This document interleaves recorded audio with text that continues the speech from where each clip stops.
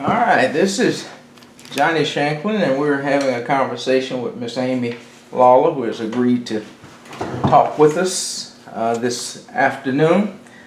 Thank you, Miss Amy, for this interview. Let me ask, first of all, what years did you attend Weakley County Training School? 1949 to 56. 56? 57, I'm So sorry. did you graduate from there? Yes. You did? Okay. What year was that? 56? 56. Okay. Now, if any, tell us a little bit about the impact that attending Weakley County Training School had on your life. Well, I think that, it taught me a lot about family, about learning, about caring. And the teachers that I had were very caring teachers. They were concerned, and they were just like our parents. If we needed something, we could go to them. If we didn't need something, then they wanted to ask you if you did. Yeah. But a lot of times, we weren't perfect, but we did the best we could. I think we did. And they were the type of teachers that filled in when your parents weren't there for you. Or if it was something that you really, really needed, they would see to it that you got it. But they wanted you to have an education. That was their main thing, was for you to have an education. Sounded like it was a really nurturing environment for you then. It was. Yeah. Every one of the teachers that I had was very nurturing. Well, I know in the case of some, like my mother, Arista Nunley, she only went to the 10th grade. Did you go through 10 grades or 12 grades there? 12. So you didn't have to attend another school? No. Well, what? I went to school in Michigan until I was in the 5th grade. Okay, so you started in the 6th grade. And I came here in 1949, and that's when I started in the 5th grade. In Michigan, was it an integrated school system? It was. Okay. Yes. So, what did you like then about attending Weakley County Training School versus attending school in Michigan? Well, at Weakley County Training School, everybody knew each other. Yeah. We were all family, friends, neighbors, and everybody cared, Well, was there anything that you disliked about Weakley County Training School that you recall? No. Was there anything that you needed that you didn't receive? No. Yeah. What's your best memory then of attending school there? My best memory is a funny memory. And this memory was with A.P. Nunn. He was our principal and teacher at that time. Mm-hmm. And at that time, we had recess in the afternoon. And this day, everybody had to go outside. Nobody was allowed to stay inside the school. For recess? For recess in the afternoon. And this day we had to play softball. And he was one of the teachers that was out there with us on the softball field. And somebody at that time, we were all out there playing ball, and somebody at that time cut a button off of somebody's jacket. And so when the guy went back in school, he didn't have a button on his jacket. It was gone. So he reported it. And nobody would tell. Nobody knew, so they said.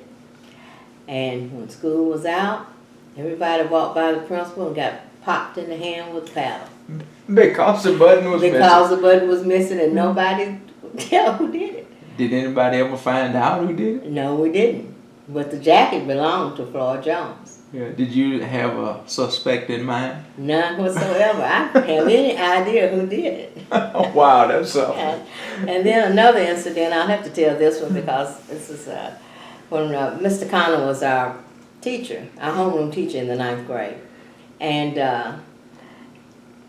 he went out to a meeting and he left us all in the room.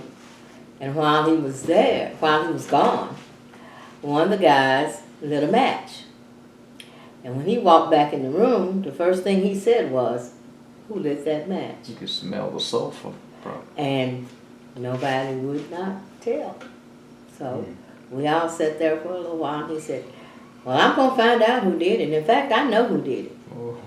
He said, but you're not going to tell? So he put us all to work. We had to clean the room. The guys had to wash the windows. We had to wash the blackboards. We had to dust. They had to move all of the desks out of the room because nobody would tell. We were a close-knit group of kids. You know, we had our own friends, but if anything happened or anybody did something, we didn't snitch.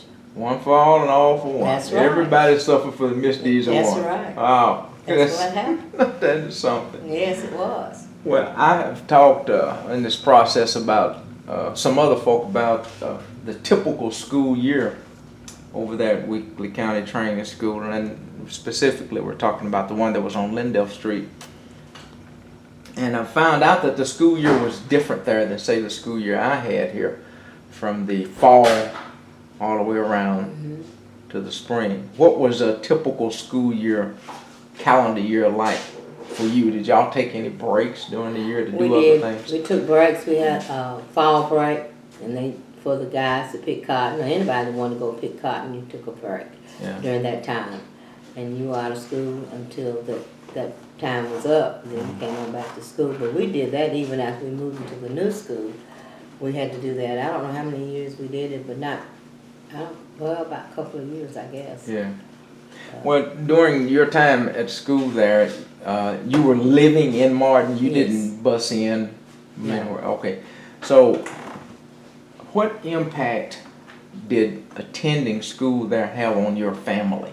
Because it impacted different families different ways. We had some coming from out in the rural community, and I've even talked to one that had to stay with another family over here while she attended school. Right. And so it impacted those two families differently. Did it impact your family at all? Was it just normal? No, it was just normal. Yeah. We walked to school every day and walked back home. We didn't have to drive a car. We didn't have to have anybody to take us. We could walk. I see. At that time, during that period you were here from the 6th grade to grade 12, were you aware of any impact that the school had on the local community?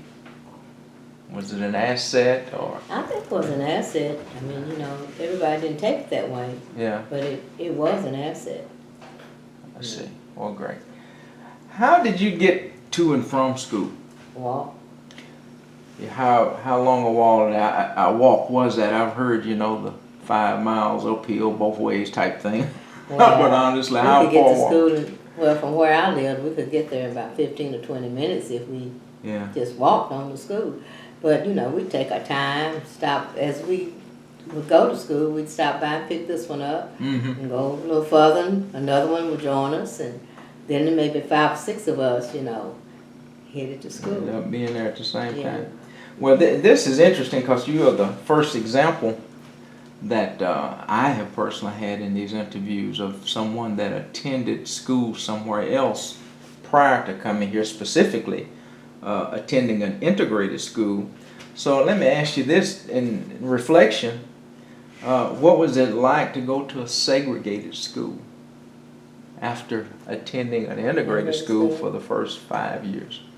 Oh, it was pretty rough for a while. It was something you had to get used to because the things that we did at the integrated school, we couldn't do in the segregated school. Places to go, things, you know, if you wanted to go to a hamburger or something, you had to go to one window and they went to another window. And, you know, it was kind of rough there for a while, but eventually you get used to it, and you just take it in stride and go on. Yeah. I just couldn't believe it, but it was so. Yeah, those were the times. Now, the school was segregated. Was your home in a segregated community, or did you live in an integrated community? Was the community segregated at the time? Not completely. Yeah. They said we lived 2 blocks from where it was not, where it was segregated, where and then eventually it became integrated. Yeah. But I mean, we stayed in our place and they stayed in theirs, you know. But then eventually the kids played with one another, and we as kids, we didn't play with any of them at that time.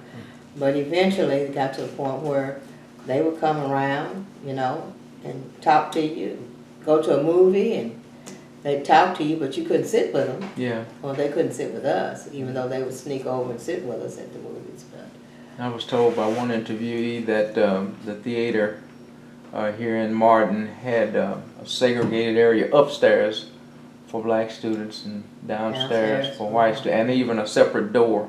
Is that Right. the way it was when you? yes. Yeah. Okay. Yes, it was. But you know what? Upstairs at that theater, there was a area. It wasn't really a barrier. It was just the way it was built. But they climb over there. The white kids would climb over and come over there and sit with Sit us. down. Mm-hmm. So. Yeah, I see. Yeah. Well, put on your thinking cap here now, and let me ask about what was taught there. Did they teach anything about black history, black heritage, They did. culture, and things like that? It was. We had Black history. It was a topic. Mhm. Okay. It was a book. We had that. Do Sure you did. did any teachers stand out in your mind? Any teacher really have an impact on your education there that you can recall? Well, just about all of them, but Mr. Connor, well, Reverend Connor, everybody knows him.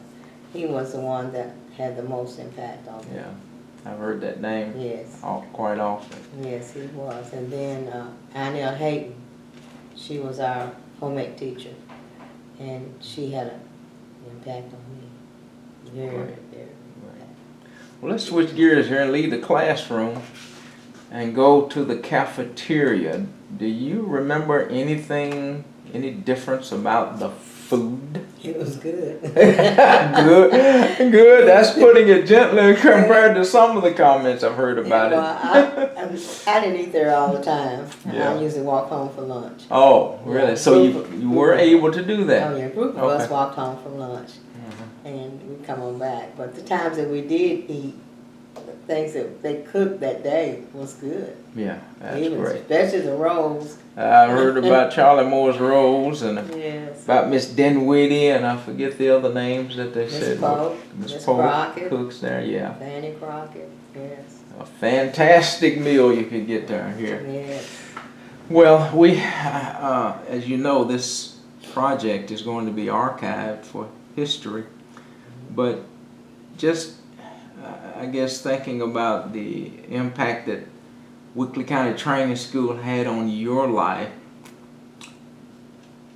what would you want future generations, your children and grandchildren, to know and remember about the school that you attended?